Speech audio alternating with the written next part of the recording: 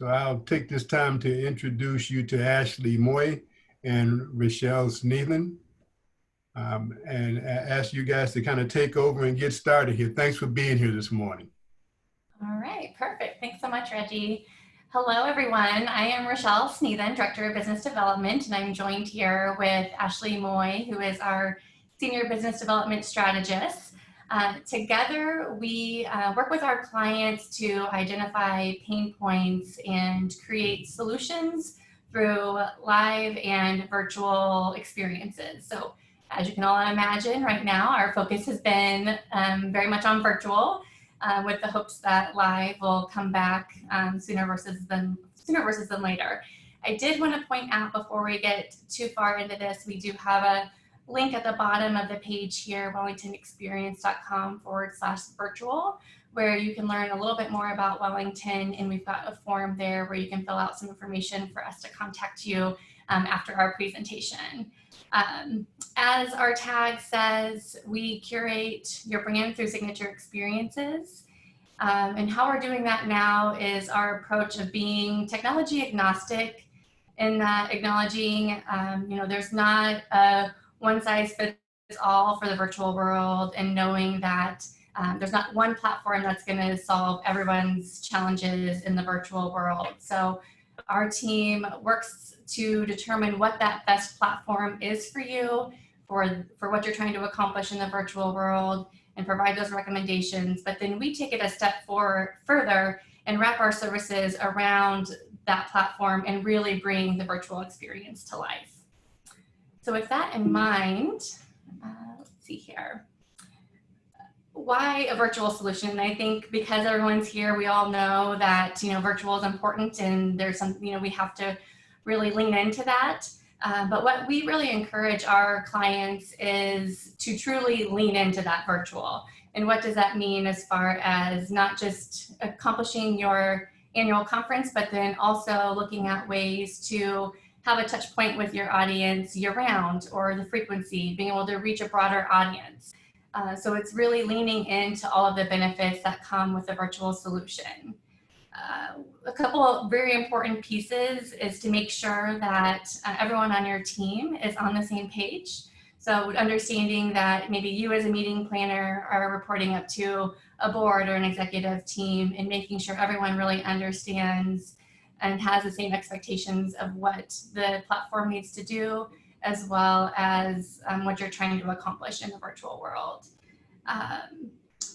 It's another piece of what we're really trying to accomplish with our associations that we're working with too, is understanding that so much of what you're trying to accomplish depends on revenue, both from your attendees, from your sponsors and exhibitors. And so finding ways to make sure that they can still get the benefit from the virtual experience, so that way you're protecting your revenue. And then I think just the other key point here is that we understand that so many of us are going down uncharted waters with this, and so truly you're only going to be as good as your talent in this area. So we've definitely noticed that within this time, maybe in a time where you wouldn't need assistance or an outside partner, that this is an instance where you do need to turn to some experts. So we definitely work with teams in understanding that this is maybe an isolated occurrence that they are needing assistance.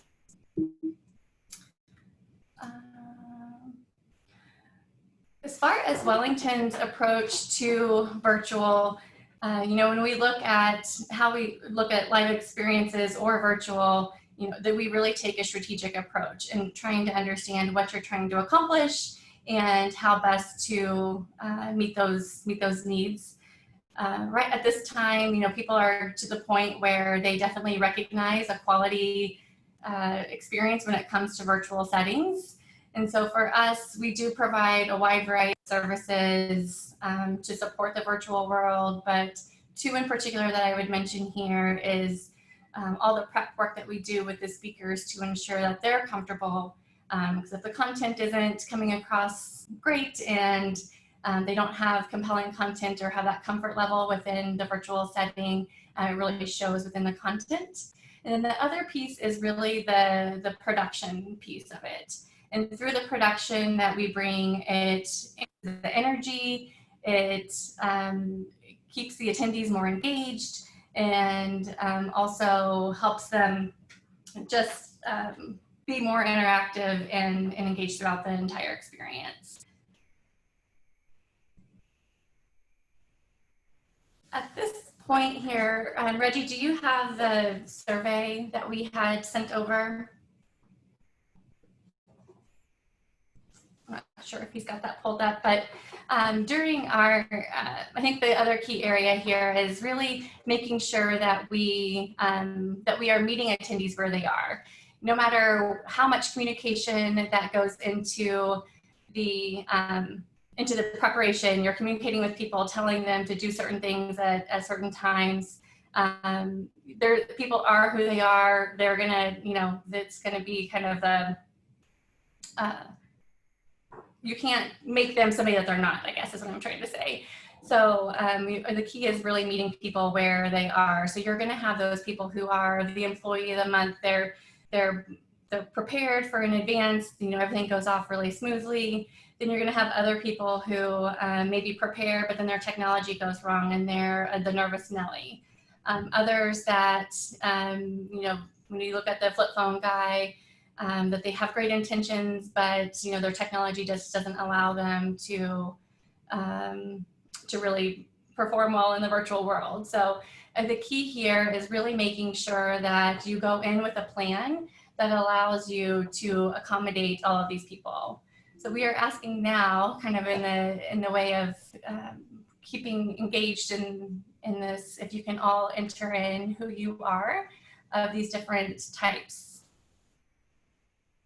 Yeah, they're rolling in now. Perfect. Are you able to share any results, Reggie? I'm going to give it about 10 more seconds because people are voting quickly now.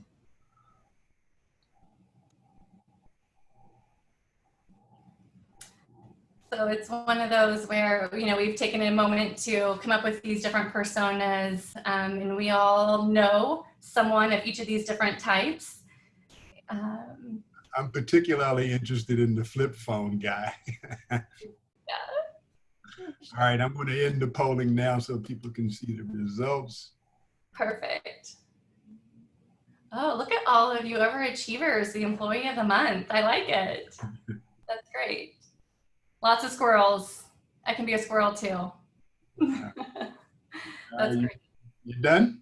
Yes, that's great. Thank you, Reggie. Cool. So I think the key there is, just again, recognizing that people are coming from lots of different places and to make sure that you're there to prepare for them, no matter what type of person they are.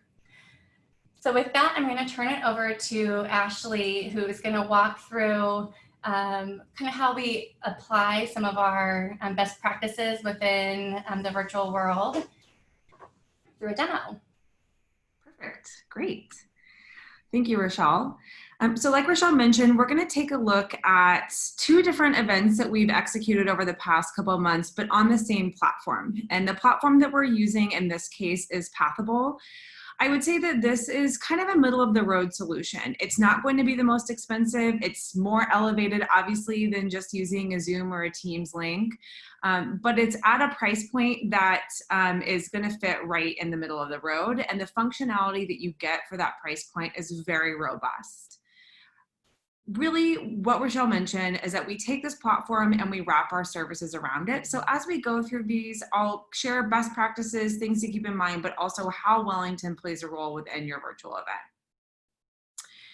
No matter what platform or solution that you're working on, one thing that we want to point out, and this may seem obvious, but just because an event is virtual doesn't mean that it can go off in a super expedited time frame. While there are definitely efficiencies in planning and time frame and building a platform versus creating a live experience, one of the keys to success is truly allowing adequate time so that you're not only incorporating strategy and creativity and engagement, but you're also allowing plenty of time for testing and for your attendees and stakeholders to become comfortable with the environment that you've created.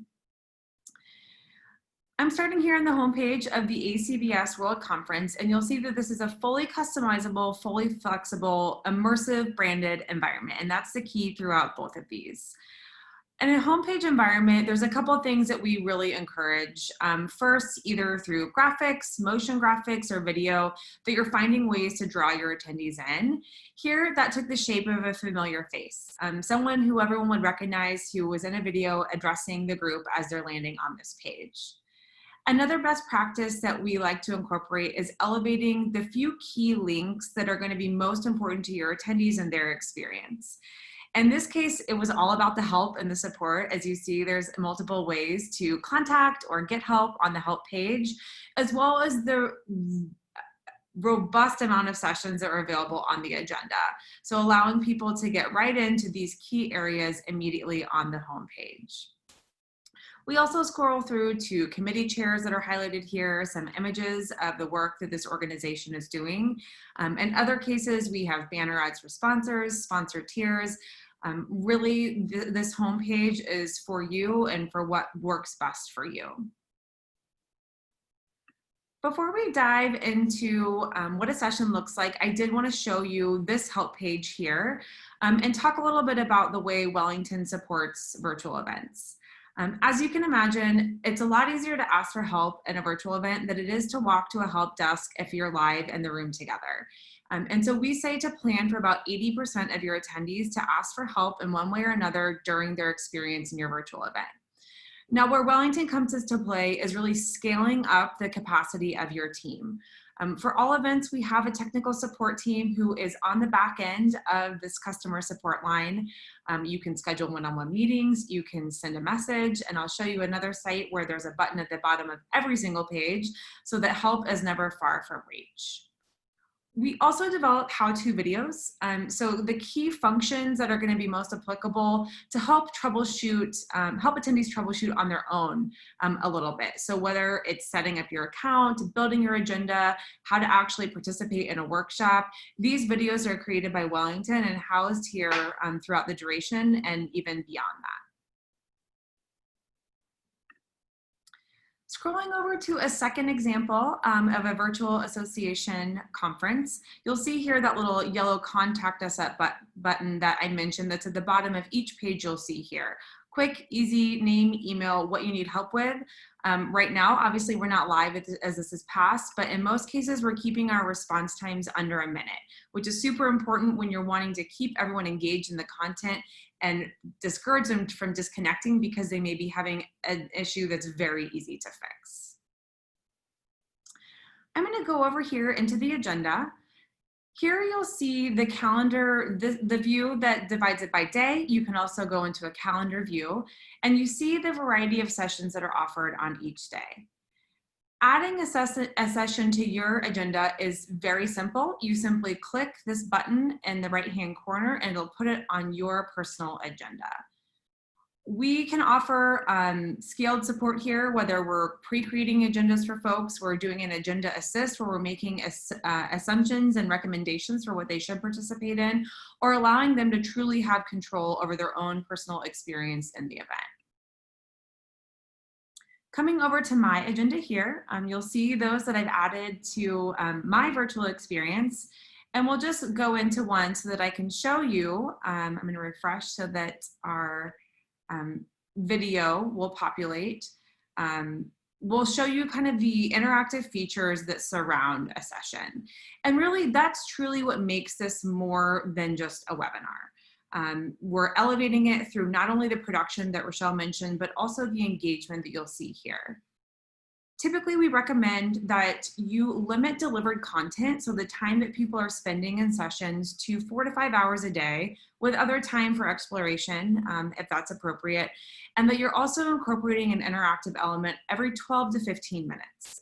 So like that poll we just mentioned, prompts through the chat, or different surveys that are issued. You'll see here, if I press play, this would start playing our session. It can go to picture-in-picture when slides are being shown. It can go to a panel where multiple presenters are being shown. And if I clicked this theater mode, it would take us into a much larger screen with the engagement tools still surrounding it.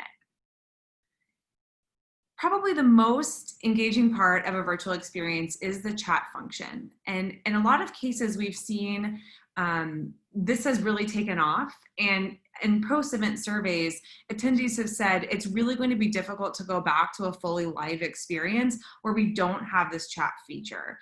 If you think about everyone sitting in a room together, you're not encouraged to lean over to your neighbor and whisper about what's being presented or reacting together. Whereas virtually, that's what it's all about. And so bringing people together in this chat, prompts coming through from our team or your own moderator to keep everyone really engaged. We also have polls. The polls aren't live any longer, so you won't see that here, but this is where a poll would populate. And you see all the other attendees who are in this session with you. One thing that we love about Pathable is that everything is one click away. So if I wanted to learn more about Joseph here, perhaps we were engaged in a chat and I wanted to continue that conversation further, I would simply one click here, land on his profile where I can learn more about Joseph and then also send him a direct message and then even schedule a time to one-on-one connect with each other. Last but not least are files. So any video files, any PDFs, any presentations that need to be housed here for your attendees to access during the session or download and have access to after. Of course, surveys can be incorporated after every session or an overall conference survey, whichever you're looking for the most feedback on. Now, this format that we see is what we would call a presentation style. So we have one or a panel of presenters who are sharing information, sharing slides. There is a second type of presentation style that we would call a discussion. And what that would be used for is if you're looking to have your attendees engaged in a conversation and a discussion. So everyone can see each other face to face, they can hear each other. It's relying on Zoom or other video conferencing technology that's incorporated into the platform. So you're able to preserve kind of those roundtable conversations, those workshops, anything that your attendees need to be working through together, or that networking piece where you're really wanting to make connections, but in smaller or in some cases larger groups. Rochelle touched on the production piece, and that's really a key area where Wellington can elevate what your attendees are experiencing here. When your attendees land in a session, they would have a countdown when the session, before the session begins. That's an area where we can incorporate video, music. We can incorporate a fun MC who's kind of making a little more lighthearted in advance of the session. Or we can also nod to your sponsors through different sponsor commercials or sponsor acknowledgement. The sky's the limit when it comes to production. It just depends on how your budget can scale up or scale back on the areas that we need to focus most on. I know that posters are probably relevant to a lot of you, so I wanted to toggle back over to ACBS to show you how they handled their poster sessions. You'll see on the tab, we can go into all posters or we can divide it by subject matter or topic. I'm just gonna come into the all posters where you'll see we've created almost like a mini booth for each of the posters. By clicking, this is organized alphabetically inherently, but you can search and you can filter in different ways. I'm going to click in here so that you can see this little booth, if you will. Here we have our poster up here, which can be, the visual can be seen and downloaded just by a one click here. We have our author, Matthew, who's one click away to send a message or connect with. And then we have the background, the description, and the results for that poster.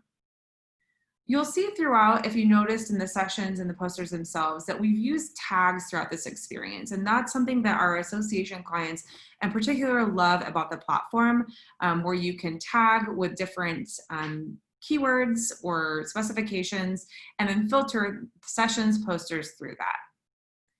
These posters had an accompanying audio file. So if we click this, we would listen to the audio delivered by the author. But I will show you a more elevated poster here in just a second where video was incorporated. Say I really resonated with this, I wanted more information, I would simply click this button here. It would go to Matthew and he could see who all was interested in more information and connect with them directly. I'll come over to show you what this client called Ignite presentations, which were essentially posters but with video. So instead of that audio file at the bottom, we had a video that was created by the authors themselves and we were uploading into the site. Coming back to Samba, I want to show you how that same booth type functionality is used as a huge benefit for sponsors. Here you'll see our page where we have our tiered sponsors, their logos, and by clicking in, we enter to their own branded and dedicated area. There's several things that make this a big differentiator for Pathable versus other platforms, and so we'll kind of walk through those here.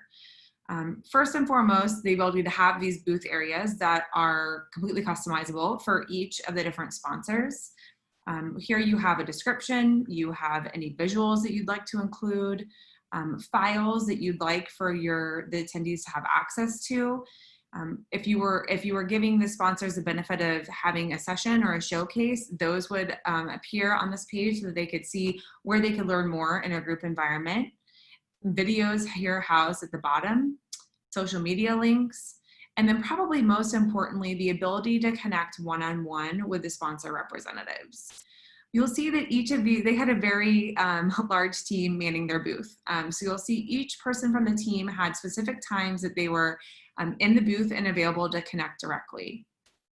If you wanted to video chat now, I want to connect with Tim right now, I want to talk to him. Click this button, it would take you into a video chat conference with Tim. Say you want to meet, but you want to schedule it for later. Click here, it'll send them a notification and they'll get in touch with you to schedule that time. If you're not ready to talk with someone, but you want to request more information, you simply click here. It'll let you include a message, and that again will go to the team. Now, the key benefits for your sponsors are not only talking to people in real time, but also having this as a lead acquisition tool.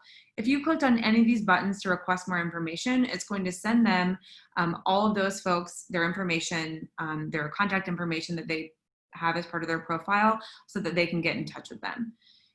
If you simply were visiting the page, it would provide them with your profile name, and then they could find you in the experience and connect with you later. I want to give a couple minutes at the end for Presley or anyone to ask any questions. But before that, want to go back to Rochelle. I'll stop sharing so she can put up one last slide. There are a couple of things to note about Wellington and our availability throughout the remainder of the year. As you can imagine, any agency, any platform who's navigating this climate, we are pretty committed for fall, but that's not to say that we don't have windows or dates that we can make workable for you and your team. As Rochelle mentioned at the beginning, the best way our email addresses are on our profiles now. The best way to reach us is through that wellingtonexperience.com/virtual. On that, you'll find a brief form where you can enter your information and some details about your event, and we will get in touch with you. I'm going to turn it back to Rochelle.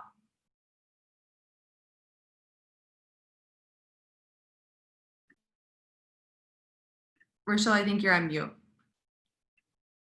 Thank you. Can everyone see my screen now with the standout in the virtual world? Perfect. All right.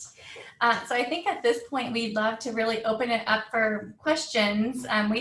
These are all bullets here that Ashley has mentioned throughout the presentations, but we have summarized it here for you all to take in as far as ways to educate and empower your attendees, maximizing the engagement, and then incorporating some of that celebration and fun into your virtual events.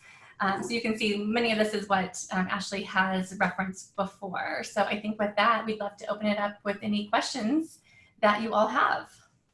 Yeah, one of the questions I thought was really good is, what is our recommendations as far as balancing, like what is a right amount of content to offer at once? And then what is the longest time period we have streamed content for a conference? Yeah, so, I think as far as when you look at the amount of content, it really does depend a lot on kind of the client and what they have to share. So that's where we do work with each of our clients to determine what is your normal engagement? What are you normally sharing with your audience, and determine what's going to be the most important.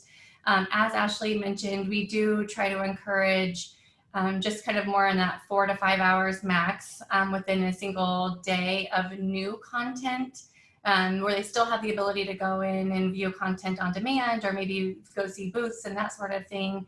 That being said, we have done virtual conferences where it's been a 24-hour conference for 48 hours, and we've shared that content, and that was a global audience. And so that's why that was important for that audience, to where the attendees really could come and go as they wished, but we were able to capture that content for the audience around the globe. Great. Under the celebration and fun bucket you have there, someone asked, can you describe how Spirit Week would be conducted virtually? Yeah, I can take that one. So really, this is very flexible. It's just a way to kind of find each day of your event to bring people together in a more fun and lighthearted way. In some cases, it's actually creating a theme for each day, where people can dress accordingly. If you have an MC, they can dress accordingly, and there can be nods to it throughout the content.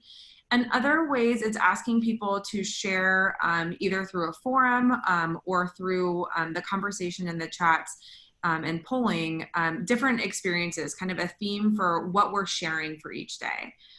There's other ways to extend this. One thing about Wellington is we have not only experience design and technology teams, but also a gifting team. So in a lot of cases, we're sending out a pre-conference kit to your attendees where there are certain things that are included in that. Maybe it's props for like a group virtual photo opportunity. Maybe it's things that are nodding to each of those themes. But there's ways that you can incorporate that either through a pre-event gift and some gifting, or just the prompts that you're including in the content and beyond that. It was a good segue for me to flip to this slide in case you needed it. One of the questions here is, have we experienced working with governance meetings or committees and voting, or what other platforms are we able to use? Yeah, so we do offer full association management services. In the virtual world, we are offering a lot more of a third party, kind of just for the actual virtual event itself. But we can, that's kind of where we're talking about the initial discovery session that we have of understanding what do you need to be able to accomplish. We definitely recognize that the boards need to meet, that the association needs to be able to move forward their initiatives as an association as a whole and not just a conference. So that's where we incorporate some of those sessions that Ashley mentioned that are more face-to-face, where there can be voting and that you're able to move forward those governance issues that you're working through. I've got a question. One of the things that people are, I won't say struggling with, but are trying to get their heads around is what kind of cool things have you seen your clients do in terms of being able to network while at a virtual event? Yeah, so I can take a stab at this, and then Ashley, if you have anything else to add, that would be great. But what we're doing for some of the networking is having those, maybe it's like a coffee session or a happy hour session at the end of the day. So we've got those designated times that the intent truly is to have attendees come and network with each other. So we've incorporated those different sessions that are more of those face-to-face, where as they're coming in, we can get people into smaller groups. There's some additional platforms out there that we've even linked out to that really offer a lot of options of, going to a table and being able to rotate to another table midway through. So that's where, again, when we say that we're not always trying to make just one platform work, that there might be ways to incorporate other, I don't know about widgets, if that's the right word, but different ways to incorporate some of the other technology that's out there. Anything to add there? Yeah, I was just going to say that I think that that discussion style that I was talking about earlier is a really effective way to incorporate networking, and that's able to be done in an almost spontaneous way. So if you want to put groups of 8 people together, for instance, you can spin them in a group, spin them in another group, spin them in another group. So they're kind of spontaneously landing with different people, and either have a topic to discuss, a more fun, lighthearted question. But so they're getting to see and meet different people virtually like you would in a live event, just by being in the same room together. So I think that that's one where we see attendees coming out of that saying, oh my gosh, I want to do that again. I met this guy. I need to find him now and have a one-on-one to talk about that further. Great.